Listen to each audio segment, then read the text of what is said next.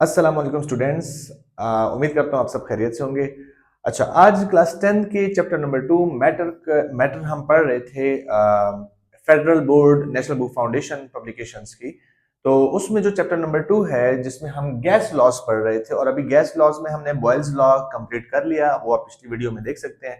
हमारा next law जो है जिसमें हमने गैस लॉ पढ़ना है वो है चार्ल्स लॉ। ठीक है, चार्ल्स लॉ गैस की एक प्रॉपर्टी के बारे में दो वेरिएबल्स को एक्चुअली डिस्कस करता है।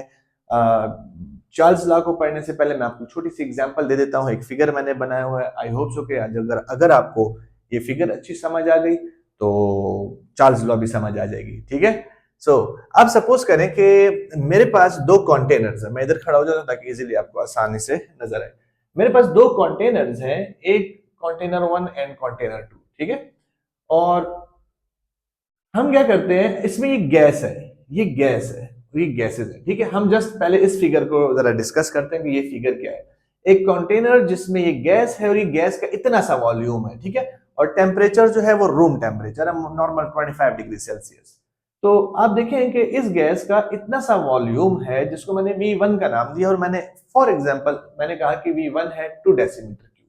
तो ये जो वॉल्यूम, इतना सा वॉल्यूम है रूम टेम्परेचर के ऊपर, जिसको मैंने T1 का नाम दिया, यानी वॉल्यूम 1 एंड टेम्परेचर 1। तो टेम्परेचर मैंने 25 सेल्सियस रखा हुआ पे, नॉर्मल रूम टेम्परेचर, किसी किस्म का मैं हीट दे ही नहीं रहा।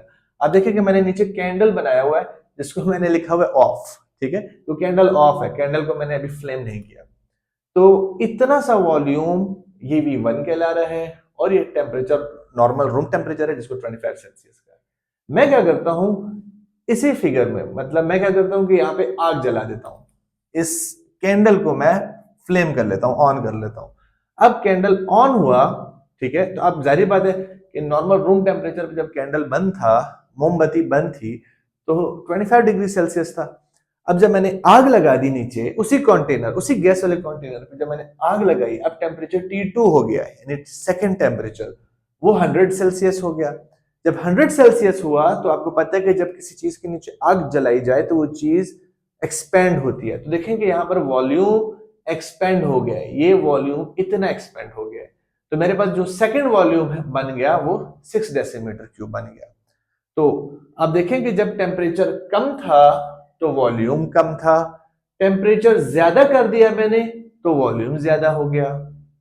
कहानी समझ आ रही है कि टेम्परेचर कम था तो वॉल्यूम कम, टेम्परेचर बढ़ाया वॉल्यूम बढ़ गया। तो एक चीज कम हो रही है तो दूसरी भी साथ कम हो रही है, एक चीज बढ़ा रहा हूं तो दूसरी भी साथ बढ़ रही है। इस तरह के रिलेशनशिप को कहा जाता है डायरेक्टली प्रोपोर्शनल। ठीक हो गया। और आप देखेंगे मैंने यहां पर प्रेशर को डिस्कस नहीं किया, प्रेशर कांस्टेंट है, जो भी एटमॉस्फेरिक प्रेशर है वो मैंने कांस्टेंट रखा हुआ है, प्रेशर को तो डिस्कस ही नहीं किया सिरे से। तो कांस्टेंट प्रेशर पे हम दो वेरिएबल्स को डिस्कस कर रहे हैं, वॉल्यूम को और टेम्परेचर को। तो इसका मतलब ये हुआ कि चार्ल्स लॉ में हम एक्चुअली दो वेरिएबल्स डिस्कस करते हैं, वॉल्यूम को एंड टेम्परेचर को, जबकि प्रेशर को डिस्कस नहीं करते, प्रेशर कांस्टेंट है। ठीक हो गया। तो आइए अब देखते हैं कि चार्ल्स लॉ कहते क्या है। वो कह रहा है कि at constant pressure, in Charles law में प्रेशर कांस्टेंट है, यहां पर भी देखिए हमने प्रेशर की बात ही नहीं की। At constant pressure the volume of a gas is directly proportional to the given temperature। कि कोई भी वॉल्यूम किसी गैस की वो डायरेक्टली प्रोपोर्शनल होगी टेम्परेचर के। क्या मतलब होता है डायरेक्टली प्रोपोर्शनल का? कि वॉल्यूम डायरेक्टली प्रोपोर्शनल होगी टेम्परेचर के। यानी सादा अल्फाज में ये है कि अगर मैं टेम्परेचर बढ़ाऊंगा तो वॉल्यूम बढ़ेगा, वो, और अगर मैं टेम्परेचर कम करूंगा तो वॉल्यूम घटेगा। तो दोनों, अगर एक बढ़ रहा है तो दूसरा भी साथ बढ़ रहा है, एक घट रहा है तो दूसरा भी साथ घट रहा है।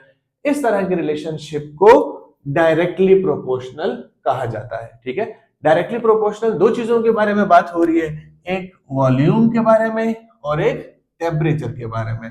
तो वॉल्यूम और टेम्परेचर दोनों एक दूसरे के डायरेक्टली प्रोपोर्शनल है, एक बढ़ रहा है दूसरा बढ़ रहा है, एक घट रहा है दूसरा घट रहा है। तो डायरेक्टली प्रोपोर्शनल वाली चीज को इस तरह लिखते हैं कि V डायरेक्टली प्रोपोर्शनल है T के, यानी volume is directly proportional to temperature. तो ये एक्चुअली चार्ल्स लॉ ने एक डिफाइन किया relationship between volume and temperature. अब आ जाते हैं मैथमेटिकली कि हम चार्ल्स लॉ को मैथमेटिकल एक्सप्रेशन में किस तरह डिस्प्ले करेंगे।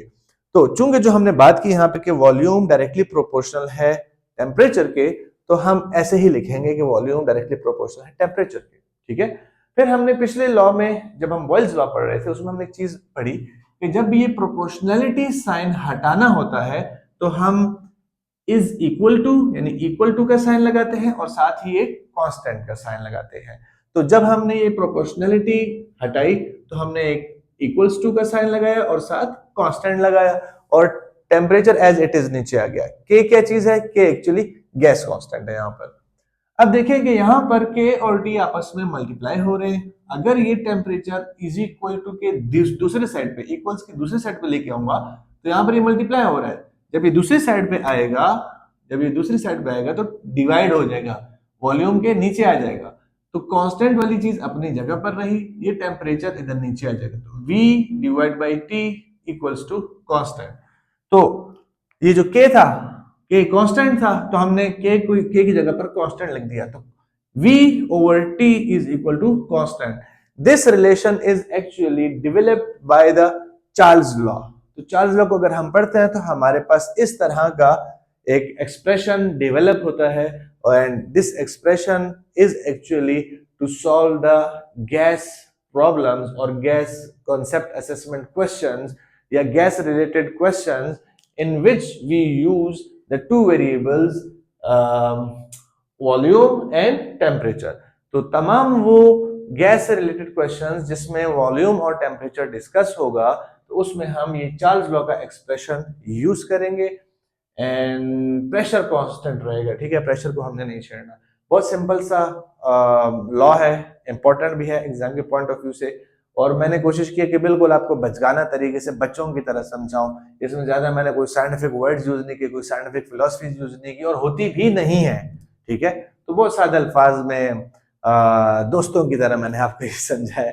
तो आई होप सो कि आपको समझ आ गया होगा। अगर फिर भी समझ नहीं आया तो मैं किसी और तरीके से एक नई वीडियो बना के ग्राफिक्स और मेरा असल में मुझे इतनी ये एनिमेशन पे मेरा ग्रिप नहीं है कि कैसे एनिमेशंस बनाते हैं या कैसे ये एडिटिंग वगैरह करते हैं।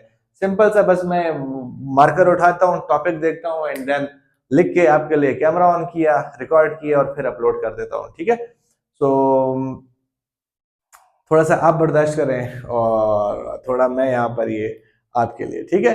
Thank you so much guys, thank you so much.